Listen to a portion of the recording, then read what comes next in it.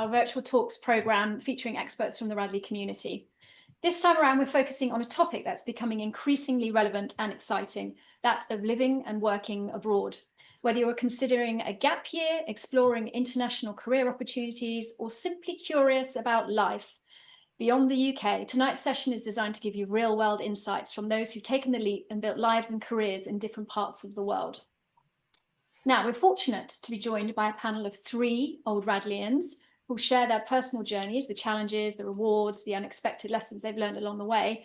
From navigating different cultures to building networks overseas, their experiences will offer practical advice and inspiration for anyone thinking globally about their future.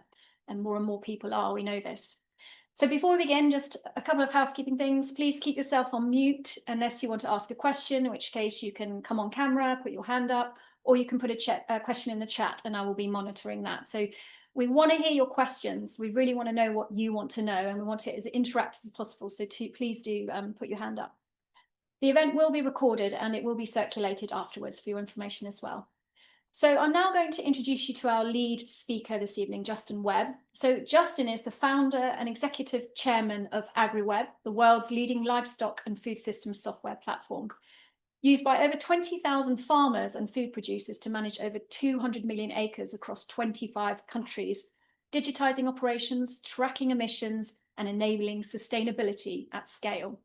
Justin's journey has taken him from Sea Social boy, to the Australian outback via Harvard and Oxford, where he studied economics and applied mathematics. Before founding AgriWebb, he founded, built and sold 3 companies, including 2 hedge funds, each acquired by Macquarie and then Westpac, and founded a $4.5 billion wealth management firm in Papua New Guinea. He also ran a 60 billion Australian division for BlackRock. Alongside his work in agtech and sustainable food systems, Justin serves on several international boards and continues to advocate for innovation that marries productivity with environmental progress. Please join me in welcoming Justin Webb. Over to you, Justin. Goodness me, Caroline, thank you so much. That is very humbling introduction. I wish that I'd done half as much as that, but I appreciate that ChatGPT has got it quite so wrong. And have zero intention on correcting it. Look, thank you so much for having me here, especially amongst such young and esteemed fellow panelists. It's rather concerning when one looks at your Radley date and you see that these gentlemen left not 1 but nearly 2 decades after you crossed over the Gordy date. But nevertheless, it's a great pleasure to welcome with me James Cunningham and Harry Behrens, who I am very excited to dig into a topic that's been really pivotal to my experience since Radley. Taking the opportunity of living abroad, of changing your location. For some, that is so pivotal and life-changing. It spawns where you work, who you marry, who your friends are, what you do, and life experiences that stay with you until the very end. But at the pointy end of decision, it can look incredibly intimidating. It can be something that makes you think twice, and often it's the path less taken because it can look dressed up as fear and intimidation. So to part those interwoven bushes and discover that path, I want to join and ask first James to do a bit of background and introduction on his experiences of traveling around the world, and then Harry, and then we're going to whip through a few sort of prompted questions that these guys have clearly adamantly prepared for, as though they were ready for their A-levels again in 2011 and 12. So over to you, James. We'd love to hear a bit about you. Awesome. Thank you very much for the introduction, Justin, and good to be with you all tonight. Hopefully, even in my limited range of experience compared to you, Justin, I'll be able to add some insight on the topic. I left Radley in 2017, did a couple of years teaching and then joined EY in the apprenticeship program. I'm currently living out in the Netherlands, but have also been out in Australia and started my career in London. So looking forward to sharing the insights with you. Thanks, James. And Harry. Perfect. Hi, everyone. Thanks for having me today. I'm just looking around a few of the names. Seems like more of a family Zoom call than a sort of webinar. So hi, Mum. Hi, Dad. I joined, and Uncle James. I joined in 2011 and then left in 2016. In 2017, I went on a gap year, which took me driving from London to China. And that was kind of where I dipped my toe into the moving abroad, working abroad, well, living abroad. I then joined Exeter, studied economics, and really wanted to go into banking. But having been rejected multiple times from multiple banks, I thought that potentially was a sign. So I signed up to Amazon, where I started in an operational startup in London, loved it for 4 years. And then with Amazon, most recently, I've moved to Australia, which seems to be a common trend amongst Justin, James, and myself. Well, Harry, while you've got the conch and have just walked through some of your background, I mean, what does moving abroad look like? You're standing on the precipice of greatness or great failure, depending on your perspective. So, for those that are either online now or will be watching this in the future, to in a serious context, uproot their lives, move to the other side of the world, change language, change friends, change visas, everything. What does it look like, and why do that? Yeah, when you put it like that, it seems quite scary as a concept. But I think what the most worrying thing can be the unknown element of it. There's a lot of things that you need to figure out. There's a lot of things that you need to research before moving. But again, moving countries is very different to different people, and why you move is probably different. So for me, I'd lived the London life for 4 years, thoroughly enjoyed it. But after a while, it became somewhat monotonous and repetitive. So the reason I wanted to move abroad was for a change of scenery, push me slightly outside of my comfort zone. I'd also done 4 years in my role, and it was time for a bit of a change. So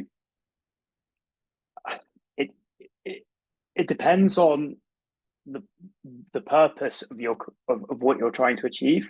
For me, it was just being slightly uncomfortable, moving to a slightly less intense world. In terms of preparation, again, to break down the slightly daunting element of moving abroad, the sooner you can start figuring out what visas you need, what requirements you need, it becomes slightly less daunting. And then what I will say is, personally, as soon as I made the decision to move abroad and as soon as things started moving, it becomes a very quick chain of events before you eventually move out into the country. So whilst you're thinking about where you want to go and why you want to go there, do also just appreciate being where you are now, enjoying the friends that you have and the family you have, because moving abroad will take you slightly further away from them. So sort of wrapping it up, moving abroad is definitely an adventure. It's a really fun one. And to help yourself understand what needs to happen, just do a little bit of research, figure out your why, what's your motivation behind it, and it'll become a lot easier to understand.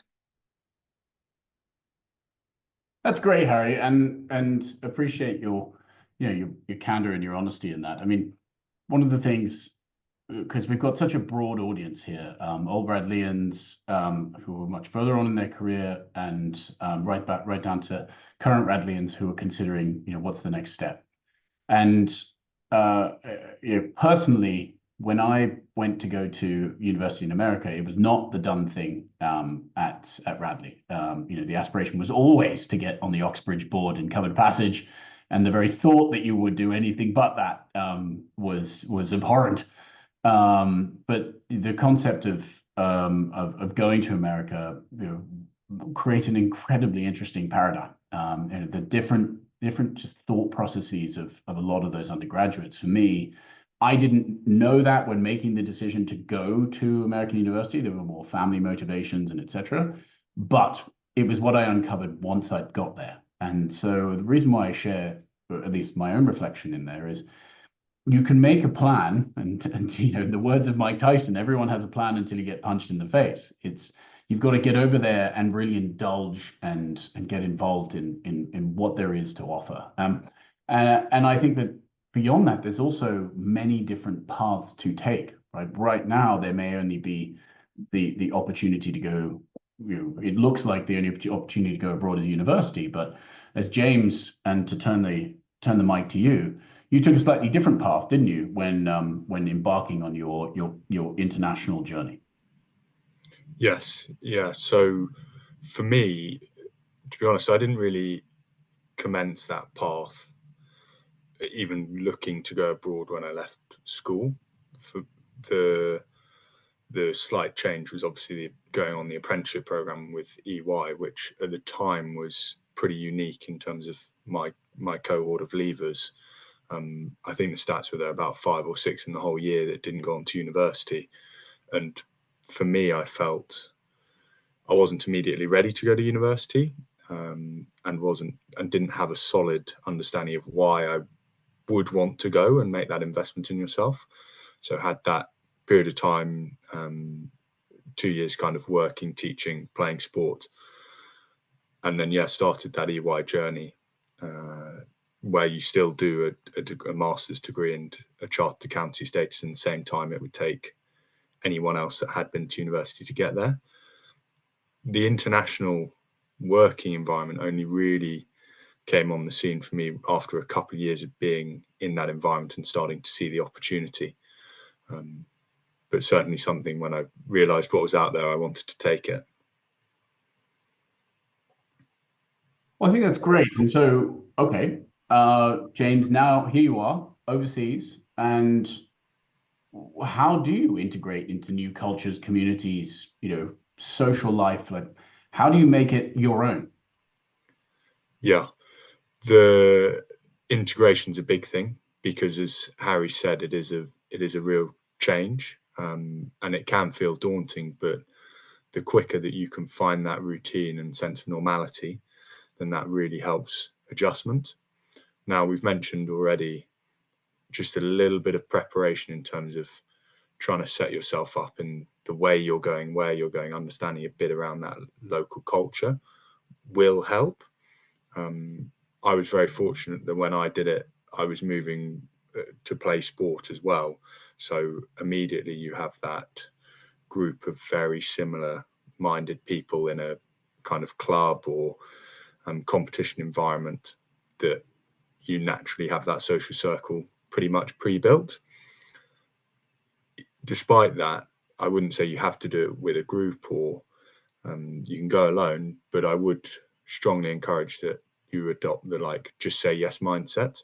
Now, there's obviously lots of caveats, but you want to make the most of the opportunity while you're out there. You don't want to do too much too quickly, but really make a positive effort to break that bubble and immerse yourself, even though it can feel daunting.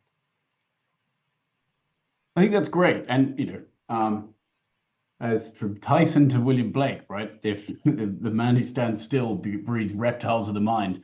And so, you know, with that piece, the challenges, sailing far from shore, it does incur the fear, the risk, and if at its very core, the homesickness. So, how best to handle that? And as one looks at these challenges at any age, and I might add, right, I sort of at first drew it to Radleians looking at taking a step abroad in, you know, upper sixth or recently having left, but right at the other end of the spectrum, people can be looking at making a life change, going and doing postgraduate study, changing their careers, and the same trepidation can and will enter into their minds. So from your experience, how do you prepare, and also how do you get engaged with what's in the school, in the new place and/or at Radley as a school to really help you out? Yeah, well, being away from home is something that lots of Radleians are used to pretty consistently.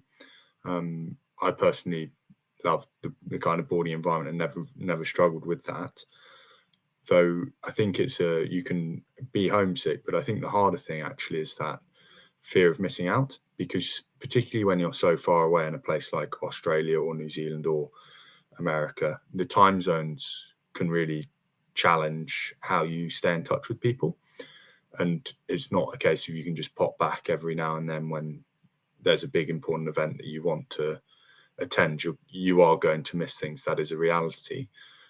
But it's, again, what are you exploring and making the most of that you would never have known or had the opportunity to do so?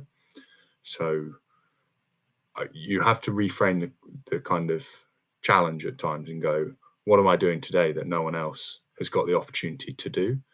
And I think that's quite a positive thought.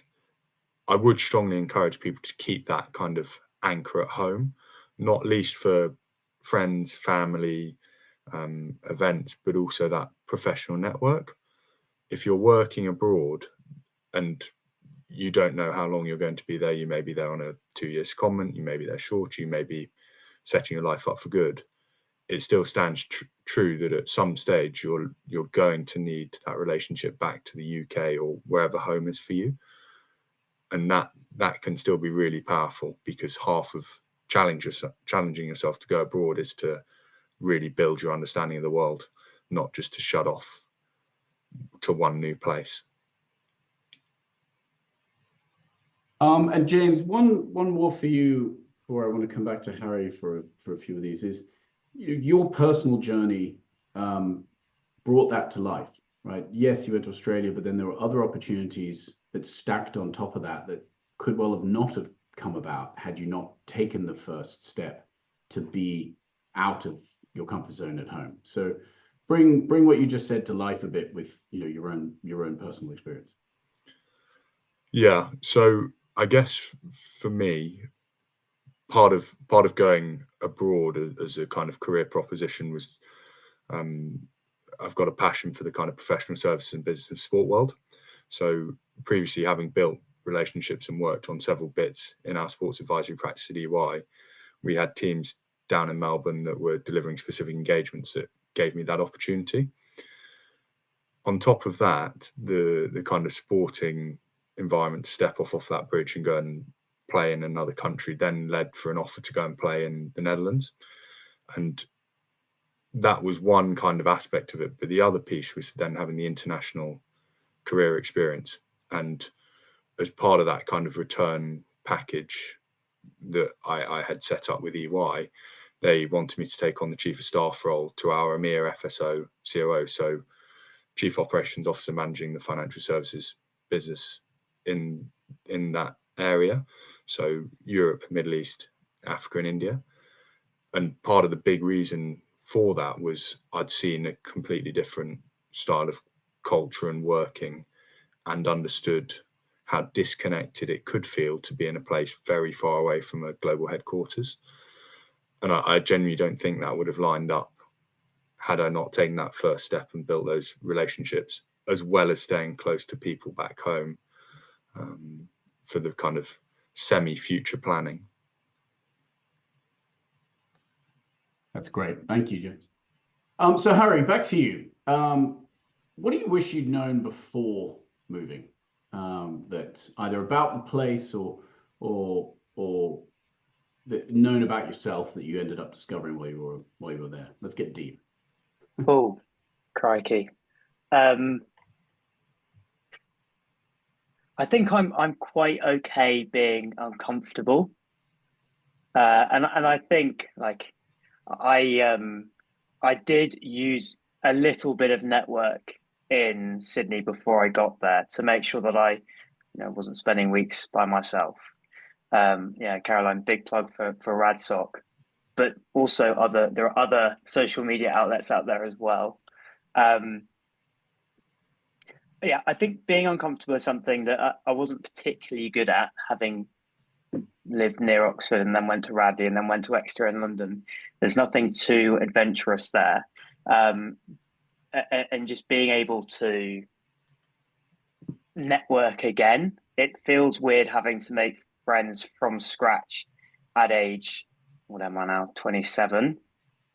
But what I found really quite enjoyable was that in these countries, wherever you're moving, everyone's in the same boat. Everyone feels slightly uncomfortable being out there. Everyone's probably having the same sort of feelings and emotions of being away from home, being away from creature comforts. So you can kind of find solace with other people. And from that uncomfortability can come some really fun experiences that you wouldn't be having in London.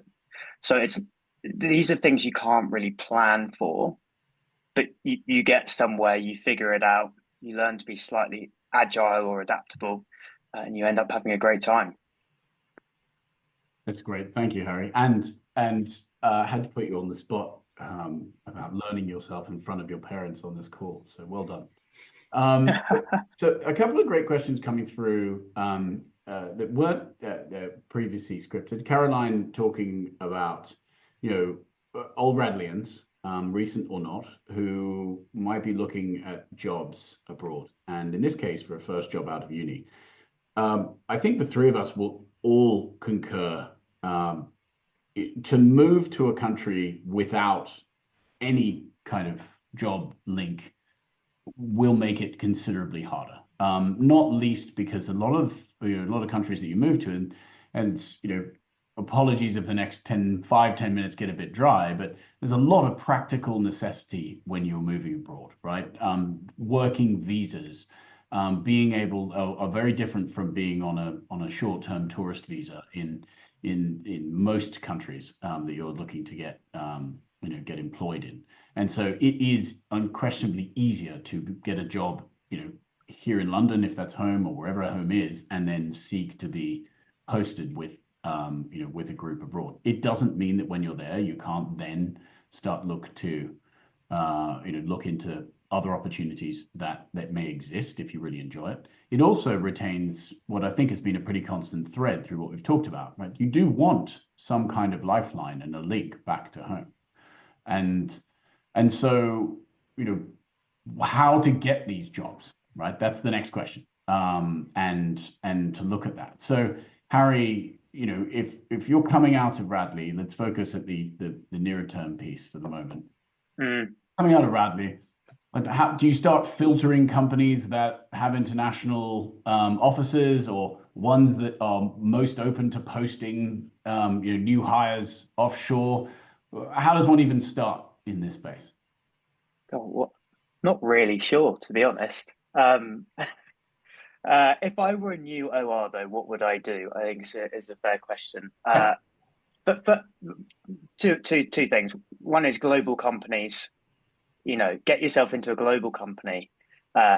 Speaking from experience, Amazon is a huge job market in itself.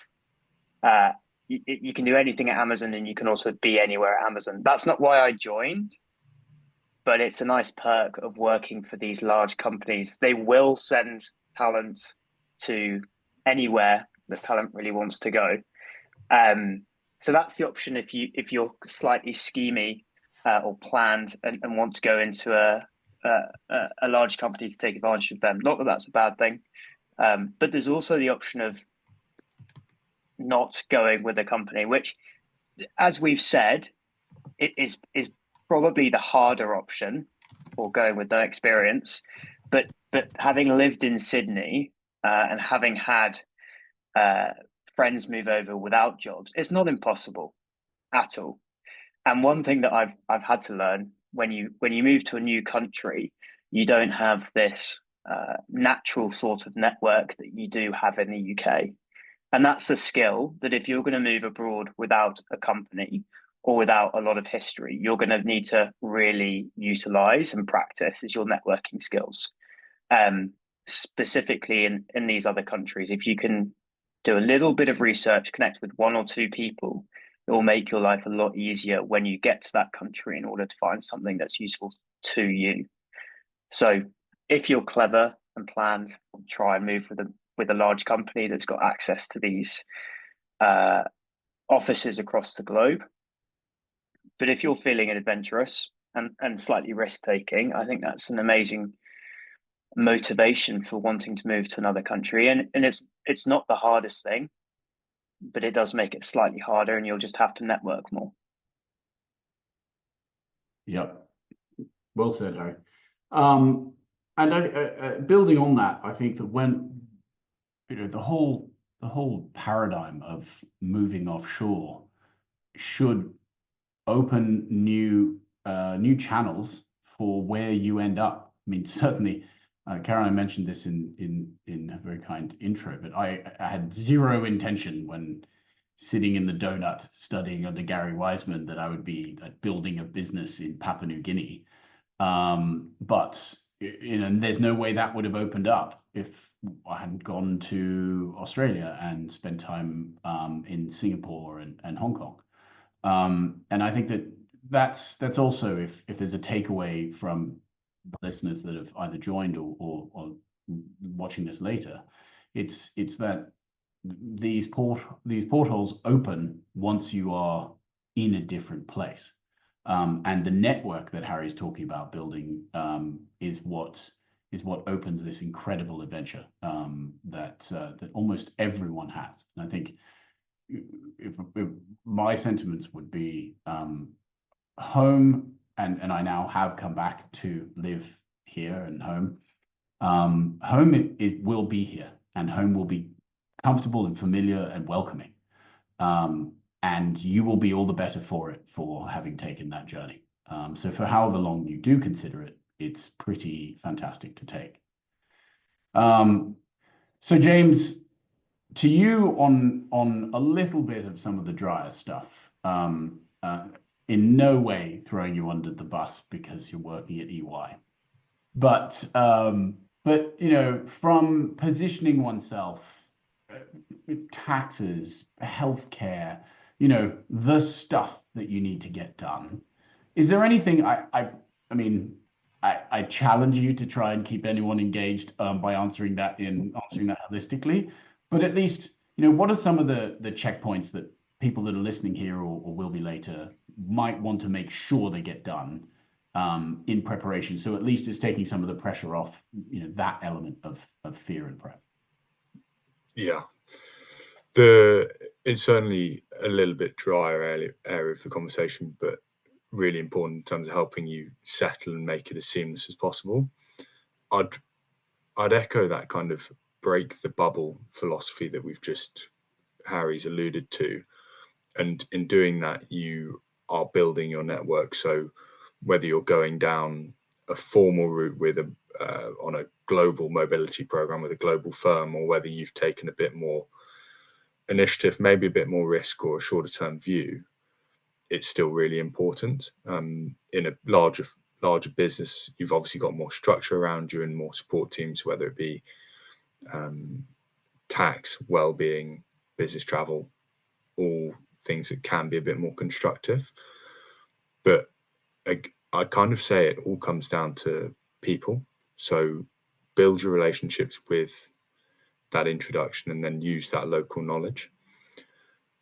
The things I felt I got there and I was surprised I needed to sort straight away was my mobile phone doesn't work, which when you've got no bank cards or you're so reliant on things like Apple Pay, you can be thinking that might be a bit of a problem.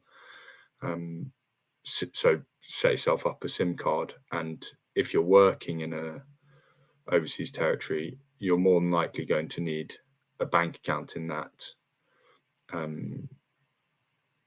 country to be able to get paid into, because that's quite a common tax law. So those are two really fundamental things I think you could go and nail on day one, or potentially even before. The next thing would be check registration. So do you have to register with a municipality or a state or a federal government type body? And again, to do that, you're likely to need to have some sort of either permanent residence contract signed or be living at a place where you are physically able to register for a short term through that address. So those would be kind of three things I'd say check straight off the bat. And the longer term tax considerations come down the line when you start earning, and hopefully you've got an employer as well that supports you there. That's great, James. And no, a good effort at bringing this to life. It's the boring but important stuff. And you know, some of these elements you will find yourself seriously battling if you do land in countries. And you know, we've talked about sort of perhaps more familiar, comfortable landing pads, and the insinuation of a lot of our discussion thus far has been, you know, English language or Western. You know, these issues. Hopefully goes without saying, but if not, like double down when you're in non-English speaking countries, or especially if you don't speak the language, different legal frameworks and ones that don't recognize or have to have physical documents. So, you know, yeah, boring but important. Worth checking a lot of this out. Really worth checking this out. Not oh, I'll do a quick Google before I head to Heathrow. You know, really spending time about how you understand how you're going to get your feet on the ground, because it will just make that landing pad so much easier. So bringing it back a little bit. Oh, sorry, James, you more about Yeah, I'll just say maybe one more thing on that, which just the physical documents comment made prompted a memory. One thing I found useful is actually before you go, basic fundamental documents that you'd have in the UK, whether it's stuff like any savings or any national insurance numbers or registrations, if you can put those in a folder and give those to a trusted person, whether it be a parent or a sibling, whatever, that there's almost a certainty at some point you need to do something from overseas with something you had back home. And that can be quite crucial. I know lots of it's digital these days, but occasionally web browsers and stuff don't let you log in. Yeah, that's good advice, because Harry gave his bank details and savings to his family, and he's now going to have to stay in Australia forever. But let's bring this back to RadSoc and the Radley network more broadly. I certainly had some fantastic experiences, both myself reaching out to and others reaching out to me, which perhaps starts to state or shame my age. But you know, what have been both of your experiences? You know, short and sharp around, and Harry first, of the Radley network, not just through RadSoc, but also your own classmates, and then the second derivative, the second iteration of friends beyond that, putting you in touch with people, and also having the conversation with other Radleians who are in similar spots to you. You know, did you get value from it? If so, where? And if not, what value would you have loved to have got from it? Yeah, short answer is yes. I did use the Radley network to get some connections. The McGregors, who said they were going to be here, I'm going to shout them out so that when they watch this back, they'll know that they were missed. Put me in contact with someone in Sydney, and I always used to speak about the slightly odd concept of going on friend dates with people who you didn't know, and you would go to wait at a bar and sort of look around sheepishly for someone whose face you wouldn't recognize, and they'd eventually turn up and you'd wave at them and say, right, we're going to be friends. That's the kind of value that I got out of the Radley network. I actually I tried to leverage the Radley network efficiently rather than in large quantities, and picked only a few people to go and see, mainly because I wanted to try and be slightly uncomfortable and make my own friends out there. But it's surprising, and I'll be quick, just since I know we've got time. Once you yourself move abroad, it's funny how many other ORs, friends, colleagues, whatever, come to you with questions about how is it, how can you do it, etc., etc., etc. So once you put yourself out there, experience it, you soon become one of those people that will be connected with. That's great. Thanks, Harry. And James, similar or different? Similar. Similar. Didn't actually really use the RadSoc network in generating the moves. I'm sorry, everyone. James has left the call. Oh, am I still here? Or? Yeah. But I did use it once I was out in country to see who else was out there and what people might be doing. At first, just a very basic search of Radley for Life on LinkedIn. See what interesting profiles you might find, because, as you say, when you step outside the bubble, you really don't know what you don't know, and those doors will naturally open, and then it's for you to choose where you want to go. And on this subject of choice and autonomy, Caroline put in the line of questions, and I do encourage everyone to throw in more questions. We want to make this quite interactive, and if you'd like to either put it in chat or raise your hand, because it would be great to hear from you as well. What do we think? What skills and jobs do we think will be most useful when looking to go offshore? To my mind, it's got to be looking at, one, where do you want to go first, and then two, looking at what skills are lacking or at least light on the ground in that in that space that you're going to. If you're just kicking off your coding experience and you therefore decide that you're really excited to move to Lahore in India, and it's your plan to go, immediately land a job there, it's probably unlikely. There's quite a few that are out there, versus some of the opportunities to take unusual skill sets to places that don't necessarily have them, and make yourself a rarer commodity. I think I've seen, or at least in my experience, has been something that's really driven the more ready doors that when you land. And so with that in mind, I mean, James as COO of a lot of of a large area of the EY business, there's a tremendous number of people that run through the organization. What are you seeing from the job market needs, and where young ORs can upskill and or bring their skills to a most fertile area or ground? Yeah, I guess the job market varies region by region and local macro factors as well. I think something that I would suggest is going to be really valuable is the mindset, particularly when you go abroad, and having that purpose of why you're doing it and what you're looking to take from it. That adaptability and resilience is going to stand in really good stead as we continue to navigate really uncertain and unstable situations globally.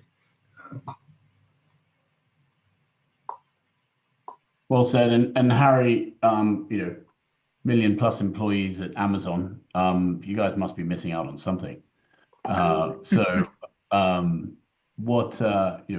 similarly, and in a serious sense, what skill set can young Radleians really be driving to be at the forefront of big tech and some of their global expansion? It's a tough. It's not a simple answer to that. However, like something that's common across tech, big companies, successful businesses, is adaptability. And I think that's one of the key skills that anyone needs to have, regardless of whether or not they want to move abroad. Being able to react to change in a fast-moving environment, which is ultimately the world we live in now, is such a useful skill, and one which will definitely be tested if you move abroad, because things are different, and you can't just be the same human in a different country. You do have to change somewhat to adjust to their cultures, etc. Having said that, Australia is not too different to the UK, so I haven't really been tested too much. And then the second thing is more of a mindset, which is just say yes. Obviously, respect your boundaries, talking about sort of time boundaries when it comes to work, but the sort of Radleian, sign me up, optimistic kind of attitude will take you a long way in a lot of these companies. So positive mindset and be adaptable, I think, would be my two key skills. That's great. And Richard Greed, who kindly has joined the call as well, he mentioned a few minutes ago, he picked up that I certainly didn't have the foresight, perhaps, of where I would end up or the journey I would go on. Do you think that looking back on where you guys are in your more recent times, having left Radley, is that a seed that is readily planted while you were at Radley? The opportunity to go abroad, and not just for, great, I'm going to go row at Princeton, but looking beyond that, which by the way is pretty great, but looking beyond that from I'm a student and considering the opportunities, or a recent leaver, and there was this club or this talk at Radley that really opened the channel for me. And if not, perhaps this webinar is it. So Harry and then James. No, there was no seed planted. Was the short answer.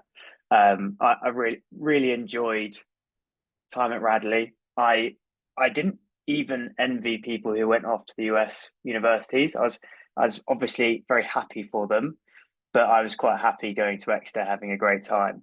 The thought didn't really pass my mind until about 3.5 years into Amazon, when I thought, okay, well, this is kind of getting sort of monotonous. Let's see what other opportunities are out there.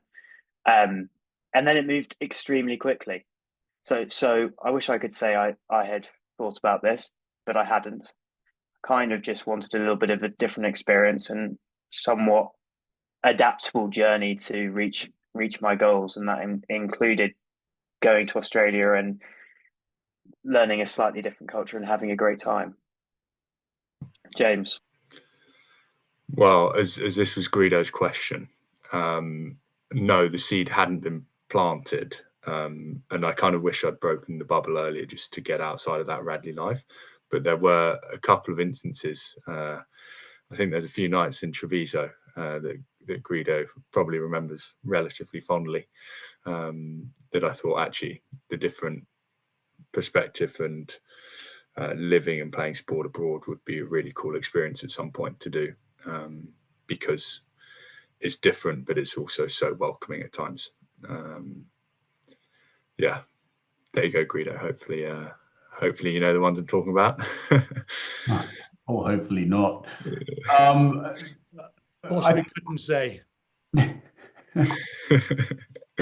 James, you use an interesting phrase there, and as we come towards the end of this, I want to make us all feel slightly uncomfortable, right? The concept here is we are talking about pushing outside of the comfort zone. There are all of the upsides and the attractive things that hopefully over the past 45 minutes or so we've really unpacked. Opportunities, networks, friendship, building new skills, all sorts of facets that enrich someone's life, and you can hope to have. But we talked a bit at the beginning about the intimidating element. Let's acknowledge that Radley can be a bubble, and it is important to recognize life outside of that bubble, and going abroad removes that safety net and that bubble almost entirely. The exposure across socioeconomic fabrics, because you just don't know and understand what those structures are when you land, is a forcing function for you to have to develop a new understanding and a new mindset. And I personally think that can only be a valuable and enriching experience. And with that, I'd love to hear some closing thoughts, from Harry and then James. really pulling on some of the topics that we've talked about. We started out here by wanting to at least table the Radleians living, working abroad. In 90 seconds, what's your pitch to really compel, the next 3 or 4 people that listen to this webinar to make the jump, and also to how to do it, I guess? Well, I might reposition the question. Instead of asking why not? Especially at our age, a group is all together here. Sometimes there are periods in your life when your responsibilities are significantly less. You can choose to go to London or wherever you want to work in the UK and just continue working there. But you're going to do that, I assume, once you get older and you have things slightly holding you back. It's a great opportunity to set yourself apart from everyone else, to be able to have a few interesting stories to throw around in an interview, and to be uncomfortable by moving abroad. All of those things are amazing, and having been to Radley, gone to London, it does feel very comfortable. And if you want that, that's fine. But why not? Why not challenge yourself? Why not get something somewhat interesting to say about your early life, your early career? And at that point, you can afford to make a few mistakes or a few hiccups or be unemployed for a little bit of time. It's absolutely okay. So why not? I've really not too much more to add to that, Justin. I was going to just say exactly the same. You are potentially viewing it as removing a safety net, but again, like, what does that really mean? Most things can be undone, and if it doesn't go well, it's not like the UK is going to have changed significantly. Yeah, I would say go and make the most of it. Do it at a time when it feels right for you and you know the why behind your doing it. But it's also a fantastic opportunity at that moment. Thanks, James. I see, Mr. Hudson, you've got your hand up as well. Was that a question on this? Can you hear me? Yes, sir. You can hear me. Very interested. I'm a much older generation than any of you, perhaps 50, 60 years older. And what is interesting me, you've been all working abroad rather largely in the English-speaking world. I went abroad and have been working abroad for practically all my working life, retired now 20 years ago, but no mention anywhere by you of learning foreign languages at school or anywhere else. I presume because you're largely in the English-speaking world. I did French and German A-level at Radley. I then had 2 years off national service. That was obligatory military service in those days. I was one of the last ones, during which I happened to learn Russian, which didn't actually stand me in great stead in the future. But I had a very interesting experience arranged by a Radley Don, Douglas Burks. Did an exchange with the German family when I was, 15, 16, which set me off and developed my personality quite a lot, and managed to, I was at Oxford New College, not a very good degree result, but I got a job abroad and worked abroad for the rest of my life, using French and German mainly, picked up other languages too, like Dutch. I worked in Hilversum with Radio Netherlands English service in those days. And then I went to joined the United Nations in Nairobi, United Nations Environment Programme, and then that came to an end, and I came back to England unemployed for 6 months. Then I got through a personal contact, previous professional contact, job with UNHCR in Geneva, United Nations High Commission for Refugees, always in the news nowadays, much worse than it was in my day as regards refugee numbers and so on. But that was terrific experience for me. And I went abroad. I worked again in Addis Ababa, Ethiopia, Nairobi, Kenya, Khartoum, Sudan, and traveled all over Africa, as you, Justin, probably have done as well, but in a humanitarian role, not as a journalistic role. Although, having worked in radio for many years, I was quite good at escorting journalists like Mike Wooldridge, around the refugee camps of Africa, and then being a spokesperson for the UNHCR in various places, being able to answer questions which I would otherwise normally have put. I got quite good at that as well. So that's just briefly, but just to go back to foreign languages, none of you mentioned any foreign languages at all. Over. Well, Mr. Hudson, I mean, I think that what you've demonstrated is Hugh, thank you. What you've demonstrated so perfectly is the value of, you know, the Radley network. The three of us, Harry, James, and I, focused on English-speaking countries because that was the experience. I mean, aside from perhaps Pigeon and as you mentioned, some African countries. I think that it's a great, you are a great advertisement for those who are seeking to go abroad and engage in foreign speaking vocations that may well open doors to travel. And quite frankly, I'd like to extend the webinar by 2 hours and have you pad out the entire story that you just told in 30 seconds because it sounds fascinating. But you know, with this, thank you for making yourself available, if indeed you are, to all of those in the RADSOC that are thinking of going abroad. Because what a, you know, frankly, if you don't mind me saying, what a treasure! How amazing it is to be able to understand your experiences and hopefully adapt to some of our own and some of our listeners. Good, thank you. Now, dare I say, Hugh, you've also made it incredibly intimidating for anyone else to volunteer a story or a question, because I doubt they're going to one-up that. But if you would like to, please, any questions, and thank you, Marcus, who also offers 5 years in Germany and willing to help. You know, I think this is one of the great things. It's a little bit probably like sitting in class in Radley. Very few people will put up their hand to answer the question at the beginning for fear of either getting it wrong or being spotted to put up the hand. But once everyone else does, everyone's on board to help out. So, you know, with that, thank you so very much, Caroline, for having us. Thank you so much to all of you who have taken time in your afternoon and evening to come to listen, join, and hear us sort of dribble on.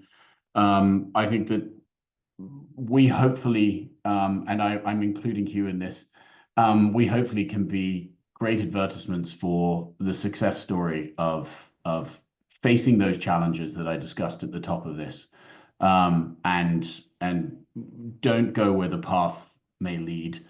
Go instead where there is no path, and leave a trail behind. And with that, thank you so much, Harry. Thank you so much, James. Thank you so much, Hugh. And Caroline, back to you. Oh, thank you, Justin. So thank you to you, Justin, and of course, Harry and James. That's absolutely brilliant, really fascinating. I think for those who are on the fence and not knowing what to do, perhaps if you're a bit younger, this has been really encouraging and motivating and will help people to think through whether or not they do move abroad or not. And indeed, Harry, as you said, why not? Quite tempted myself. So we will have another Beyond Radley next term, but for now, it's over and out. And thank you all so much for attending. This will go out on our communications as well if you want to watch back. So thank you very much.